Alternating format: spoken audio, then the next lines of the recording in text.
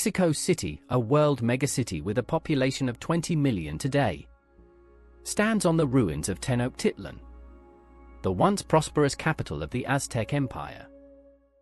This ancient city was home to the breathtaking Aztec Civilization, boasted remarkable cultural and artistic achievements, and a highly developed social life, making it the most brilliant pearl of ancient Mexican civilizations. The Aztecs, a branch of the indigenous peoples, originally inhabited likely some islands on the western Gulf of Mexico. Before their rise to power, they mainly worked as mercenaries for the chiefs of other tribes. In the early 14th century, led by their tribal chiefs, they settled by the shores of Lake Texcoco and rose rapidly afterward in 1325 AD. The Aztec Empire was founded on two small islands by Lake Texcoco, and the capital built around these two islands was named Tenochtitlan. In 1437, a wise man emerged among them, the renowned ruler of the Aztec Empire, Moctezuma I. Under his wise governance, the Aztecs established a powerful tribal alliance, greatly expanding their sphere of influence. Its eastern and western boundaries reached the Gulf of Mexico and the Pacific Ocean respectively. With a population of up to 6 million, the Aztecs adopted an extremely brutal rule over the conquered peoples in their territory, oppressing and exploiting other ethnic groups relentlessly. The peoples and nations in the conquered areas were forced to pay tribute, handing over precious goods such as gold, silver, furs, jewelry, and honey. Domestic conflicts in the Aztec Empire became extremely acute. Thus, after the opening of the new sea routes, when the Spanish colonial conqueror Cortés invaded Tenochtitlan, this once mighty empire collapsed like a building without a foundation. 46 years later, thanks to the efforts of the Mexican government and archaeologists, Tenochtitlan, after slumbering for centuries, finally saw the light of day again. To protect the ruins of this great ancient empire, the Mexican government designated a 5,000 square meter area nearby as a preservation zone and demolished 7 buildings within it.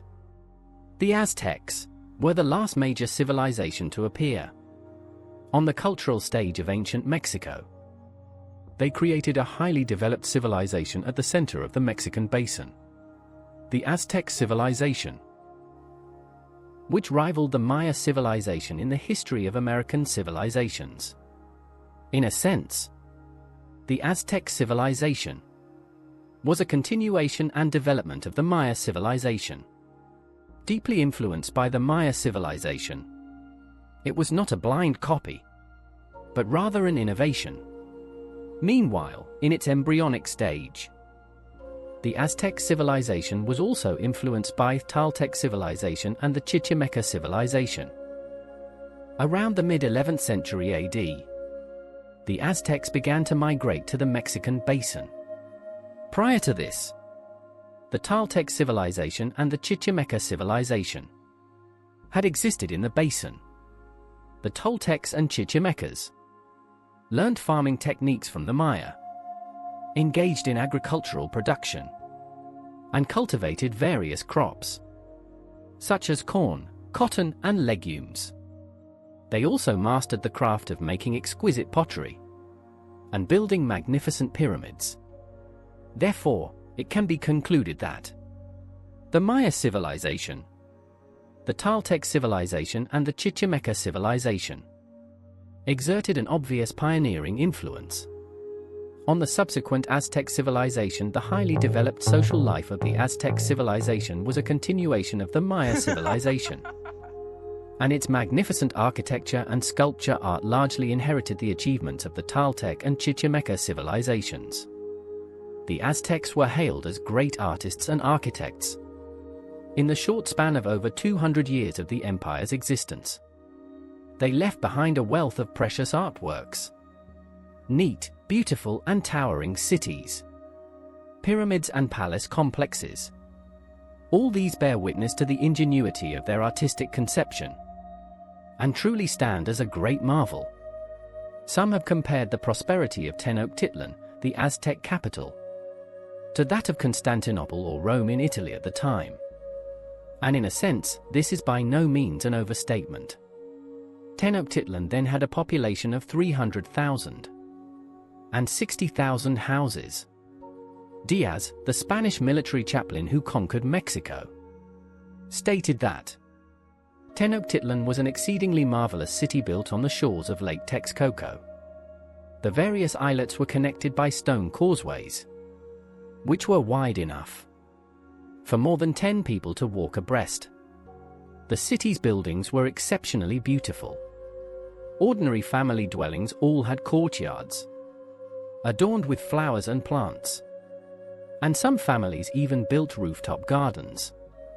The houses lining the streets belonged mostly to nobles and wealthy Mexicans. These houses were built of red stone with railings on top. The grand buildings of Tenochtitlan were plastered with white gypsum, shining dazzlingly white in the sun. Solemn and majestic, inspiring profound reverence naturally. In 1978, electricians in Mexico City made an astonishing discovery. While excavating around the square, they unearthed an exquisitely carved stone statue depicting a woman who had been dismembered and beheaded. They immediately realized they had found something extraordinary. Shortly afterward, archaeologists confirmed the monolith depicted Quetzalcoatl, the Aztec moon goddess of the Mexica people, also known as the goddess with bells on her cheeks. She was the sister of Huitzilopochtli, the patron god of the Mexica, and Huitzilopochtli killed her when she tried to murder their mother. The discovery of this statue led to the unearthing of the Aztec temple ruins. The main part of the Mexica temple stood in the sacred precinct of the former Mexica capital, Tenochtitlan, now the heart of Mexico City, the center of the entire empire. The capital, centered on the Aztec temple, was divided into 4 main quadrants. This design reflected the cosmic beliefs of Mexica culture, which held that the universe was divided into 4 parts, centered on an axis mundi or cosmic axis. Within the Aztec temple, 2 deities always appeared in pairs, together symbolizing the Mexica concept of Atl Tlaquenoli, meaning burning water, an allusion to war, the primary way the Mexica gained power and wealth. The Aztec temple stood approximately 90 feet tall, its surface covered in stucco. 2 massive staircases led up to 2 identical temples, dedicated respectively to Tlaloc and Huitzilopochtli. Tlaloc was the god of water and rain, associated with agriculture and fertility. Huitzilopochtli was the patron god of the Mexica, linked to war, fire, and the sun. The Temple of Huitzilopochtli. At the center of the Temple of Huitzilopochtli stood a sacrificial stone. Near the top, the staircases were adorned with depictions of rulers, who likely held paper banners and feathers. Serpent railings decorated the temple's base, with 2 winding serpents climbing the staircases to the Aztec temple's plinth from the sides. To date, the most famous artifact adorning the Temple of Huitzilopochtli is the Quetzalcoatl stone, discovered at the bottom of the staircases. Crafted in low relief, the original technique for Aztec paintings and carvings, the stone measures about 11 feet in diameter and portrays the goddess Quetzalcoatl, the goddess with bells on her cheeks. Her cheeks were inlaid with golden bells, her hair adorned with feathers and pom-poms, and she wore delicate earrings, ornate sandals and bracelets.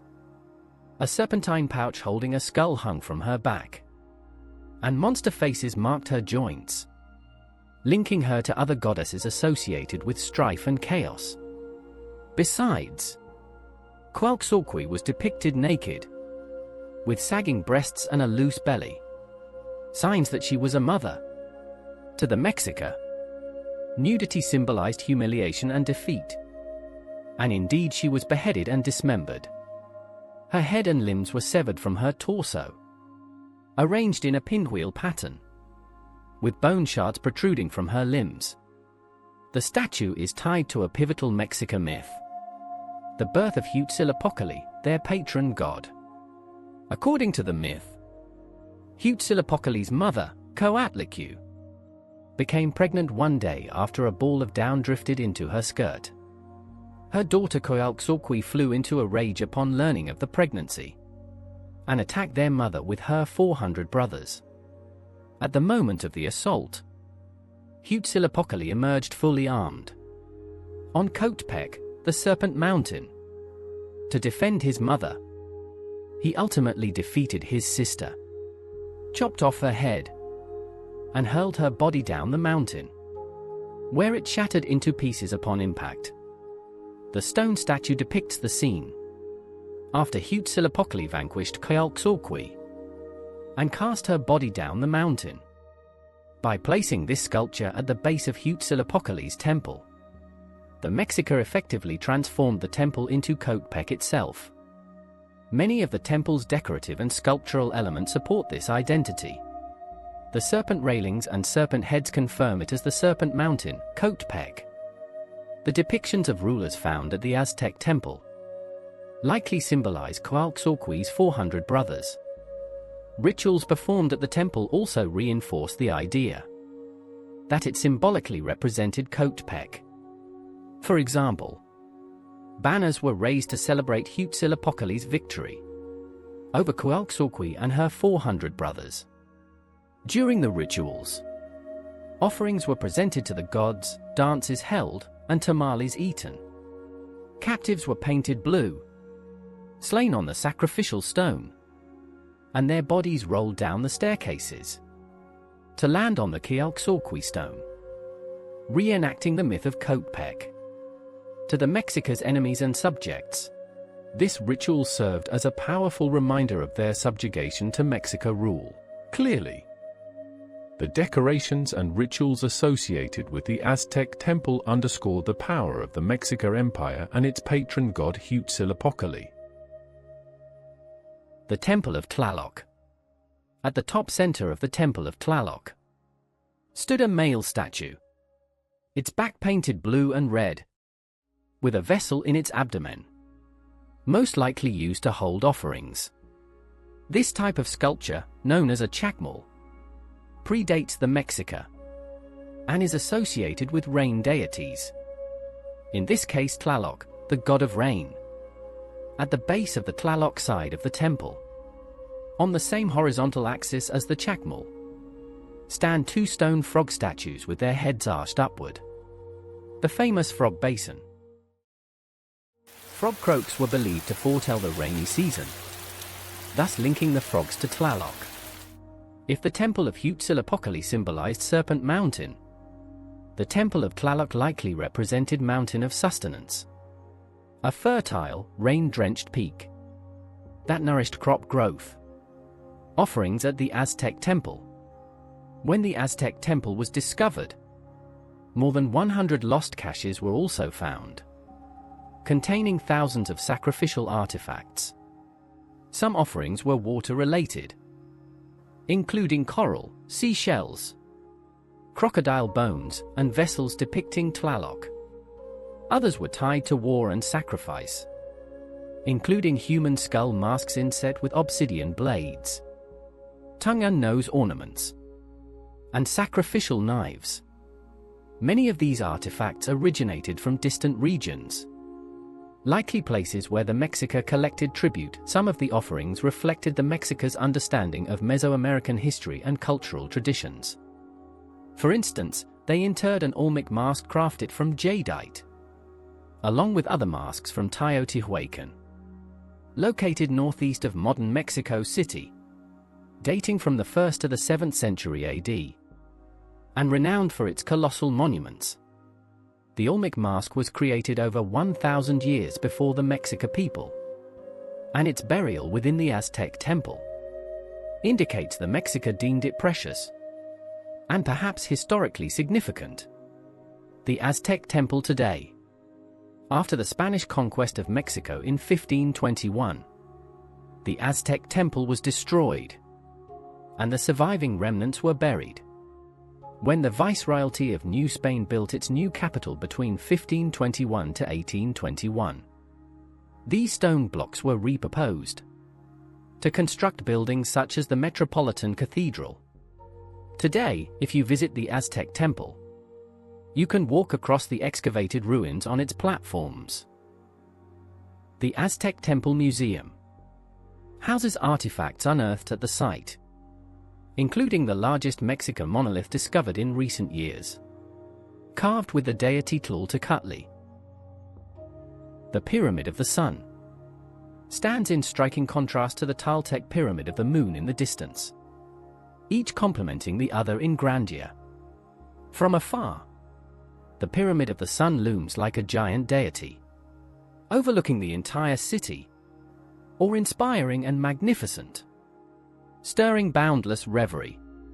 The Aztecs not only created highly sophisticated architectural masterpieces, but also made remarkable cultural contributions in painting and sculpture. The Aztecs achieved an extraordinary level of craftsmanship. In 1520, the German artist Albrecht Dürer, after seeing artifacts crafted by the Aztecs, exclaimed with admiration, "I have never seen anything in my life that gladdens my heart so deeply. For I behold countless precious works of art here. I marvel at the wisdom and ingenuity of these people from a distant land." The Aztecs had a profound passion for stone carving, a love stemming from cultural exchanges with the conquered Toltecs. They fervently worshipped the sun god, who became the eternal theme of their stone carving art. The Aztec Stone Carving Exhibition held by Mexico's National Museum in July 2001 featured numerous works dedicated to the sun god. The Aztecs venerated the sun as a deity. Among the exhibited works was a stone slab carved with the sun god, his tongue extended in search of sacrificial blood. Stone carving stands as the preeminent symbol of Aztec civilization, leading some to call it the civilization of stone. In writing, the Aztecs developed a pictographic script based on the Maya writing system, though this script never evolved into a full hieroglyphic system. It contained hieroglyphic elements. In calendar making, the Aztecs divided a year into 365 days, adding an extra day during leap years. In medicine, the Aztecs achieved notable accomplishments. They knew the medicinal properties of numerous herbs. For example, using quinine to treat dysentery, and the herb Yautli as an anesthetic. This discovery of herbal anesthesia was only 300 years later than China's, yet hundreds of years earlier than Europe's. The Aztecs' architectural prowess and advanced cultural achievements evoke an irresistible sense of passion and mystical wonder. Their highly developed social life reveals another dimension of profound wisdom inherent in Aztec civilization. At its zenith, the social development of the Aztec Empire stood roughly between primitive society and the early slave society. They mainly engaged in agriculture and handicrafts, with high agricultural productivity. They could classify more than 1,200 plant species, and the high agricultural output was reflected in their population size. Only abundant yields could sustain a large population. They were also skilled craftsmen, capable of making exquisite pottery, textiles, and various vessels of gold, silver, and bronze. These peerless handicrafts were not only for the nobles' enjoyment and use, but also traded in markets. The Aztecs had vibrant markets, especially in the capital Tenochtitlan, where a dazzling array of goods gathered. There was no currency in the early stage of market exchange, which relied mainly on barter. Later, a universally accepted medium of exchange gradually emerged: cacao beans in some regions, tin in others, and gold dust as currency in areas with a more developed commodity economy. It is evident that the commodity economy of the Aztec Empire had transcended the primitive stage and entered a higher phase. Besides open-air markets, cities across the empire had fixed shops, and caravans traveling between regions acted as intermediaries for economic circulation. The social life of the Aztecs exhibited both vestiges of the clan commune in primitive society and several characteristics of slave society. Its primitive secular traditions were mainly manifested in communal social life based on public ownership. In the Aztec Empire, people of the same clan lived together, working, producing and sharing life in common. Kinship groups resided together, and a clan leader was elected by all clansmen. At communal meals, men ate first, followed by women. The Aztecs were warlike and attached great importance to military organization. Boys began receiving military training at the age of 15. After each battle, a ceremony was held to reward merit. Those who captured many prisoners gained great merit, those with fewer prisoners earned minor merit, and those who captured none were punished. Aztec leaders were elected by tribal councils and wielded immense power, already possessing the authority of rulers in a class society. The slave society characteristics in Aztec social life were mainly reflected in enslaving prisoners of war, criminals, and the poor. Male slaves were mainly engaged in household labor, while female slaves served their masters. During the reign of Moctezuma I, more than 1,000 female slaves attended to him, and he ate over 30 dishes for each meal, living an extremely extravagant life. This clearly shows that class antagonism had become extremely acute. The Aztec statue of the Earth Goddess stands 2 meters tall and is now housed in the National Museum of Anthropology in Mexico City. Around her neck hangs a colonnade of human hands, hearts and skulls, with several rattlesnakes crawling down her face. The Aztecs believed in the immortality of the soul and held that all things in the universe were ruled by a supreme deity. The exalted rulers aspired to eternal life, deified themselves, and hoped their souls would ascend to heaven after death to continue ruling the people on earth.